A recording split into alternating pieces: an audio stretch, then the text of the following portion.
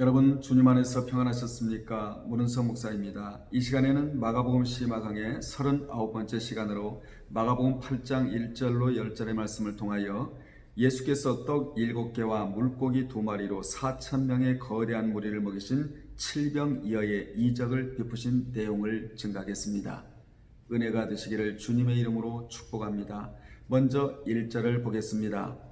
그 무렵에 또 큰 무리가 있어 먹을 것이 없는지라 예수께서 제자들을 부르셨다는 내용으로 출발을 합니다.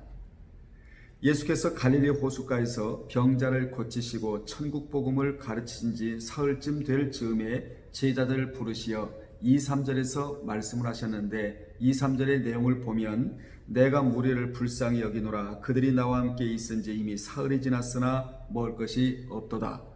만일 내가 그들을 굶겨 집으로 보내면 길에서 기진하리라. 그 중에는 멀리서 온 사람들도 있느니라 라고 말씀하셨습니다. 우리는 이 두 구절에서 주님은 우리의 모든 형편을 헤아리고 계시다는 것을 알 수 있습니다. 주님은 저희가 나와 함께 있은지 이미 사흘임에 먹을 것이 없도다 라고 말씀하셨습니다.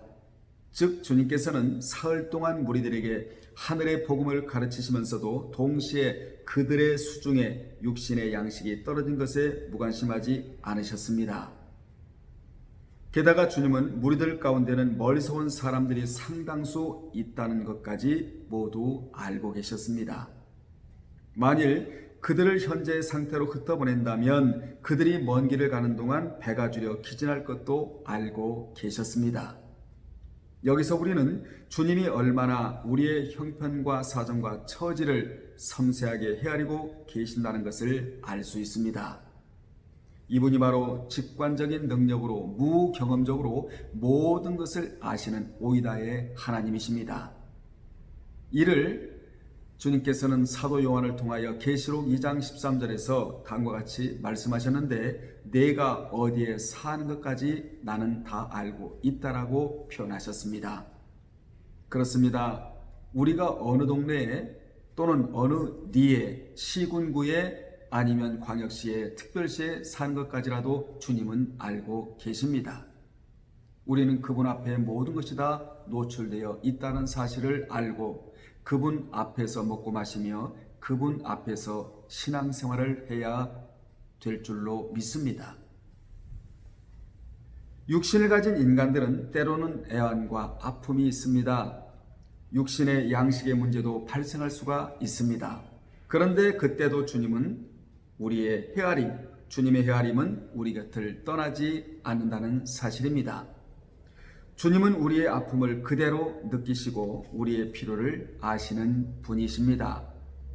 그렇습니다. 주님은 언제나 우리를 도우실 준비를 하고 계십니다.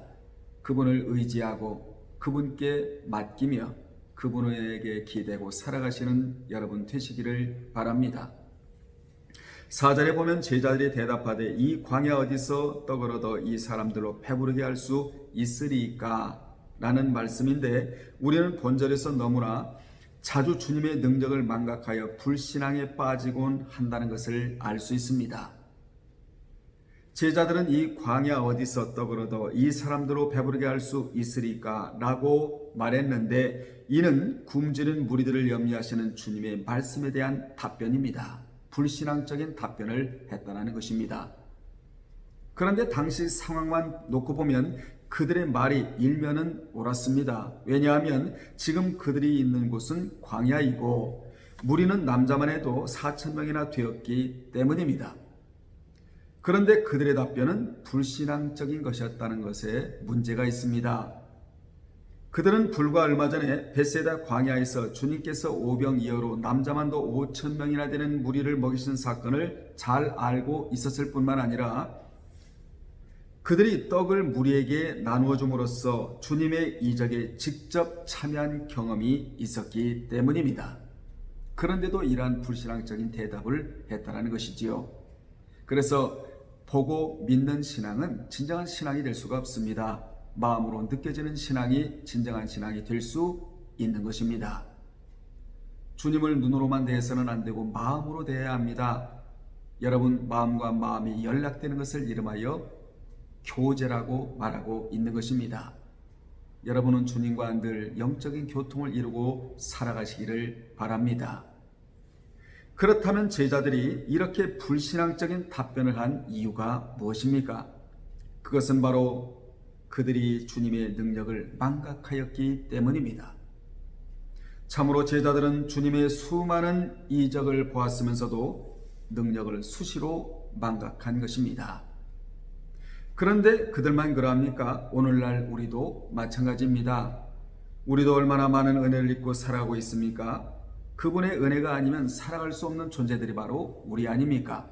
그런데도 우리는 문제를 만날 때마다 무슨 말을 하곤 합니까? 어떻게 일을 할 수 있겠습니까? 라고 하면서 낙심하고 좌절하고 살고 있지는 않습니까? 우리가 문제를 만날 때마다 제자들과 같이 낙심하고 좌절하는 이유는 그분의 능력을 망각하기 때문입니다.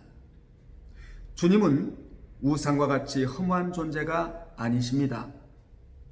우상은 그에게 간구하는 자에게 아무런 도움도 주지 못하는 허무한 존재이지만 주님은 살아 역사하실 뿐 아니라 주님이 원하고자 하면 무엇이든지 원하실 수 있는 전능자이십니다. 무엇이든지 행하실 수 있는 만왕의 왕이 되시고 만주의 주가 되시는 전능자 되십니다. 그러므로 불신앙은 다른 것이 아닌 주님의 능력을 망각하는 것입니다. 여러분은 주님의 능력을 인정하고 그 능력을 차용하여 그 능력을 힘입어 이 세상을 넉넉하게 자신있게 당당하게 행복하게 만족하게 살아가시기를 바랍니다.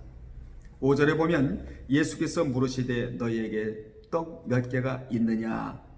그랬더니 제자들이 7이로소이다 라고 대답을 합니다. 주님은 우리가 가진 작은 것을 통해서도 큰 역사를 일으킬 수 있는 분이십니다.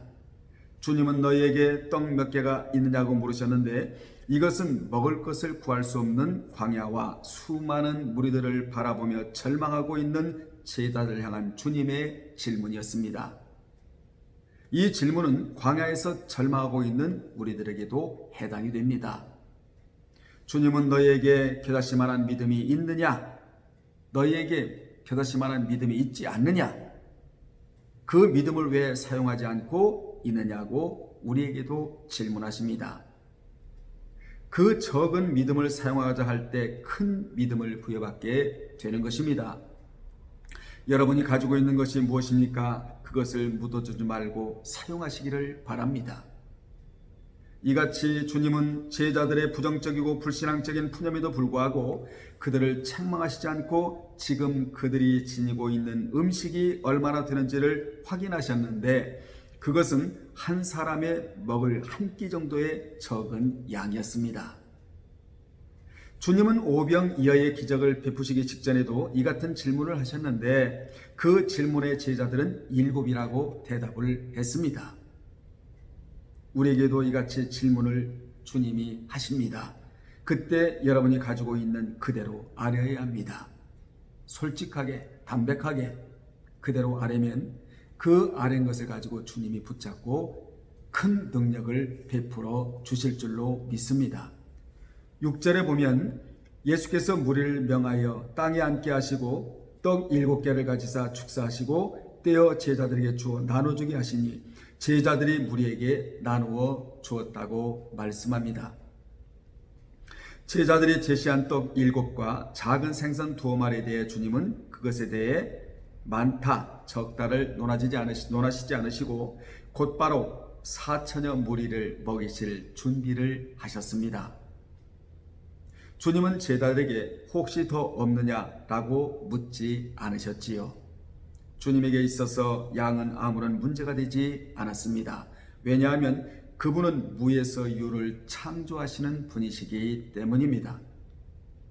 여기 앉게 하시고는 유대인들이 식사하는 몸의 자세를 기술하는 전문 용어입니다. 유대인들은 보통 한쪽 팔을 바닥에 기대고 비스듬히 누워 식사를 하곤 했는데 주님의 명령에 따라 제자들은 무리들을 땅에 앉게 했습니다. 여기 땅은 게스로 풀이 돋지 않은 황량한 지대를 가리킵니다. 그렇게 준비가 되자 주님은 비로소 축사를 하셨는데 여기 축복하시고라는 단어가 그렇게도 유명한 율로게오인데, 이 율로게오는 조은이라는 접두어 유와 누에게 은혜를 베풀다의 카리조마와의 합성어로 은혜를 잊지 않고 기억하며 감사하다는 의미로 사용된 단어입니다.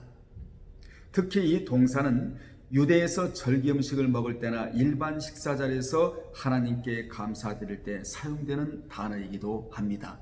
유대인들은 그냥 식사하지 않고 항상 이 먹을 양식을 우리에게 주심을 감사하다라는 그런 기도를 드리고 먹게 되곤 하는 것입니다. 따라서 이 단어는 예수께서 축복 기도를 하신 장면이 아니고 음식을 주신 하나님께 감사 기도를 드리는 장면이라는 사실이지요.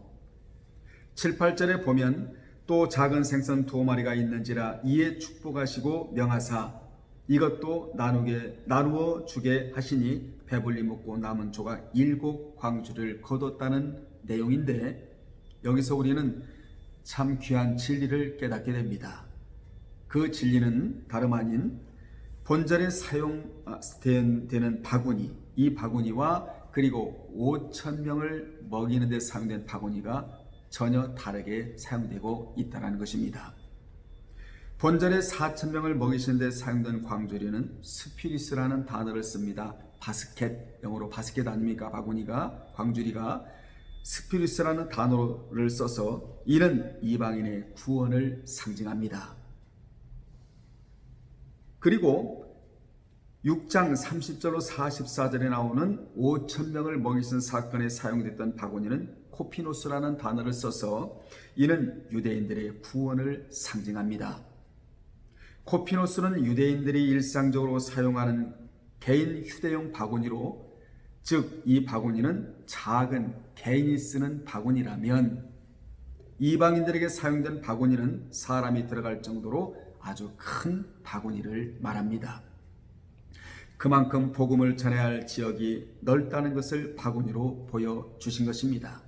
뿐만 아니라 5,000명을 먹이신 사건에서 사람들이 앉은 곳은 푸른 잔디 위였지만 4,000명을 먹이신 사건에서는 땅 위였습니다. 5,000명을 먹이신 사건은 초봄에 일어난 사건이라서 사람들이 푸른 잔디 위에 앉았지만 4,000명을 먹이실 때 사람들은 풀들이 말라버린 건기에 이루어졌습니다. 5,000명을 먹이신 사건 직후에 예수님은 무리와 제자들과 작별하시고는 혼자 산으로 기도를 가셨지만 4,000명을 먹이신 사건 직후에는 무리들과는 작별을 하셨지만 제자들과는 작별하지 않으시고 그들과 함께 다음 사역의 장소로 배를 타고 이동하셨는데, 이는 그만큼 복음을 들어야 할 지역이 넓었기 때문입니다. 주님은 이같이 극히 적은 양의 떡과 물고기로 주님은 엄청난 이적을 일으키셨습니다. 즉 떡 7개와 생선 2마리를 가지고 4,000명이나 되는 숫자를 배불리 먹이고도 7 광줄이나 되는 적지 않은 양의 음식이 남도록 주님은 역사하셨던 것입니다. 아무리 작고 하찮게 보이는 것이라 할지라도 그것이 주님의 위대한 손에 들려지기만 하면 인간이 상상할 수 없는 놀라운 결과를 낳게 된다는 교훈입니다. 그러므로 여러분의 믿음을 주님의 손에 얹어드리고 여러분의 사정과 처지와 실정, 이것도 주님의 손에 얹어드리기만 하면 주님은 이것을 가지고 엄청난 역사를 일으켜 주신다라는 교훈입니다. 얹어드릴 때는 믿음으로 얹어드려야 되는 것입니다. 제자들은 그 하찮은 양의 떡과 물고기가 무슨 소용이 있을까 하고 생각했겠지만 주님은 자신을 따르느라고 굶주림에 지친 사람들 4,000여 명을 배불리 먹이시고도 7 광줄이나 되는 양이 남아돌 정도의 큰 역사를 이루셨던 것입니다. 이분이 바로 저와 여러분이 사랑하고 섬겨드리고 경외하는 우리 주 예수 그리스도이십니다. 9절에 보면 사람은 약 4,000명이었더라. 예수께서 그들을 흩어 보내셨다는 말씀이 나오는데, 여기 4,000명은 여자와 아이를 제외한 남자만의 숫자였습니다. 여자와 아이를 제외한 남자만의 숫자였었는데, 여자와 아이를 제외한 남자라는 것은 나이 20세가 넘은 성인 남자를 가리킵니다. 유대 사회에서는 여자와 아이들은 계수에서 제외되었다고 말씀하고 있는데 이는 민수기 1장 2절로 3절에 나와 있는 말씀과 같습니다. 왜 이렇게 여자와 아이들을 계수에서 제외시켰느냐? 전쟁터에 나갈 수 없는 자들이었기 때문입니다. 아무튼 음식을 먹은 사람은 4,000명뿐만 아니라 여자들과 어린아이까지 포함하면 매우 많은 숫자임을 우리로 하여금 알게 합니다. 짐작하게 한다라는 것이지요. 10절에 보겠습니다. 곧 제자들과 함께 배에 오르사 달마누다 지방으로 가셨다는 내용입니다.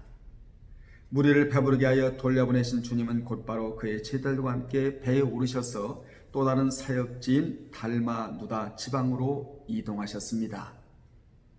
주님은 공생의 사역기간 내내 어느 한 곳에 오래 머물러 안주하신 적이 한 번도 없으셨습니다. 주님은 끊임없이 이동하시면서 더 많은 사람들에게 구원의 복음을 전하고 치유 사역을 베풀기 위해 열심을 다하셨습니다. 우리도 열심을 품고 주님을 섬겨드려야 합니다. 결론 내리겠습니다. 주님은 주님과 사흘 동안이나 함께한 무리들에게 천국의 복음을 증가하셨을 뿐만 아니라 육신에 먹을 것까지 배부르게 먹여 돌려보내심으로써 주님에게는 진리와 먹을 것이 풍족하다는 것을 우리로 하여금 알게 하셨습니다. 이처럼 주님은 언제나 주님을 찾는 자들을 빈손으로 돌려보내지 않으시며 능력을 베풀어 살게 하십니다. 영육간의 풍성한 삶을 살도록 해 주시는 것이지요. 그러므로 믿는 자는 삶 가운데 문제가 생기고 어려움에 부딪힐 때 제일 먼저 하나님을 바라보고 그분의 곁에 머물러 살아야 합니다. 그리할 때 영육간의 풍족한 삶이 되는 것입니다. 주님을 따르는 모든 자들 배부름이 없었습니다. 또한 능력이 모자람도 없었습니다. 그래서 우리는 항상 그분 곁에 머물러 살아야 할 이유가 여기에 있는 것입니다. 오늘도 내일도 천국 갈 때까지 우리 모두는 주님 곁에 머물러 사십시다. 그리할 때 영육간의 풍성한 은혜가 그분으로부터 공급되어지는 그러한 역사가 끊이지 않을 줄로 믿습니다. 다음에 또 전해드리겠습니다. 주님 안에서 평안하십시오. 할렐루야.